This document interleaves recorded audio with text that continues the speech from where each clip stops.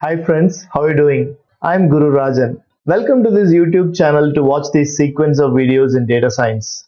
Here you will know what is data science, what are the important libraries you should learn to get started with data science, and how can you take the first few steps to become a data scientist. Data science is a branch of computer science where we study data extraction, cleaning, pre-processing, analysis, visualization, and finally we have to derive meaningful insights from the data that you have. So if you just see the data, it's just dumb. It doesn't speak anything. But data science makes the effort to get some intelligence out of data, to make meaningful insights out of data, and this will help taking informed decisions. So what do you mean by meaningful insights? Actionable intelligence, we call that in intelligence parlance. In military parlance, we talk about actionable insights. Insights that allow you to take a decision is called meaningful insight. So we derive meaningful insight by building models such as classification, regression, and clustering. And how do you build these models?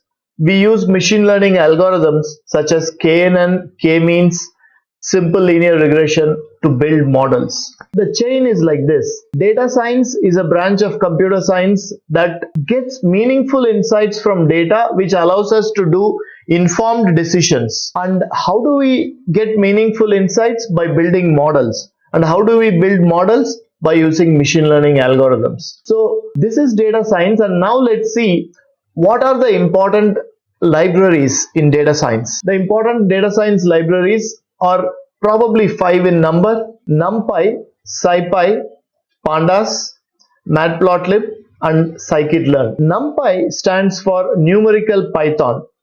SciPy stands for scientific Python.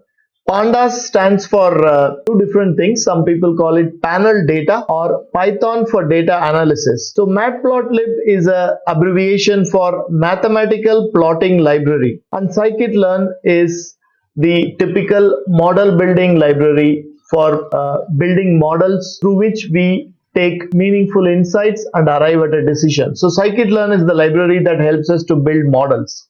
Now let's see with practical examples what each of these library means for you. So as you can see, this is NumPy, which is having a single n-dimensional array object.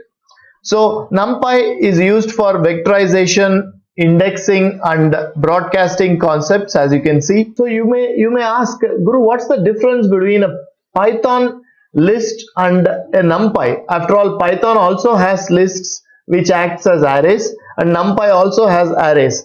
The NumPy arrays are optimized for very fast processing, and NumPy works well across modern computer architectures. So NumPy is basically a tool that helps you to manipulate n-dimensional arrays, and it has tools for doing linear algebra. It has tools for doing statistics.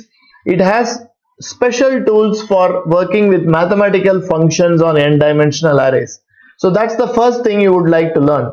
NumPy stands for numerical Python.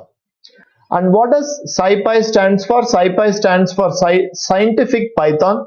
As you can see, it provides optimization, integration, and interpolation functions. And most importantly, you would have heard about eigenvalues and eigenvectors, which are very important in ML algorithms and in specific areas of data science. So SciPy is providing additional tools in addition to what NumPy already provides. And then we come to Pandas.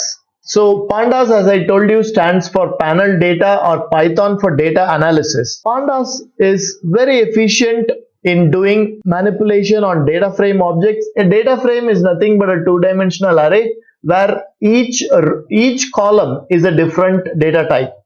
So you can say that it is a two-dimensional array where each column is of a different data type. If you compare it with the arrays in C++ and Java, you may know that the arrays in C++ and Java are homogeneous.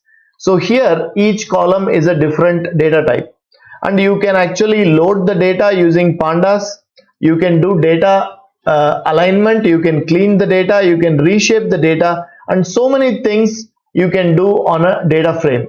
And sometimes, because pandas is very effective in doing this, some people call pandas as Excel on steroids. So a lot of people even think that if you want to know data science, you should know pandas completely. So at least you must know 15 to 20 often used functions in pandas to manipulate the data. So the next one that we talk about is Matplotlib, which is used for data visualization. You can see there are so many different types of charts that you can draw with Matplotlib.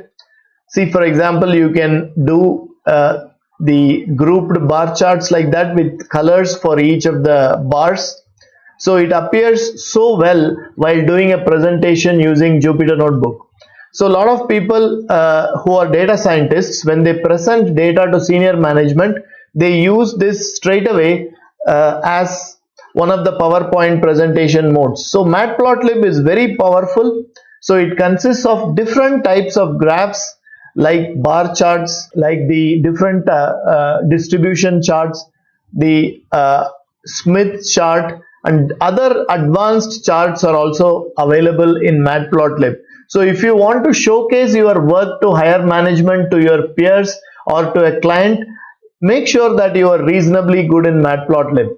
So the last one I'll talk about is scikit-learn. So scikit-learn comes from the traditional idea of having a kit to do something. You might understand that it comes from the times of electronics kits, where you will have a small kit to do a project in electronics. So scikit-learn is something like you already have some built-in tools, as you can assemble them and build a whole project. So, and it is very useful for making a demo to a client, as well as in doing proof of concept ideas and showcasing them to a client. So with scikit-learn, you can do classification, regression, and clustering models, and it has many different machine learning algorithms such as KNN, naive Bayes, SVM, and simple linear regression. So it consists of a lot of ML models that are favorably used in data science to build classification, regression, and clustering models. So if you are reasonably good in these 5 libraries, NumPy, SciPy, Pandas, Matplotlib, and scikit-learn, you have successfully taken the first few steps to become a data scientist.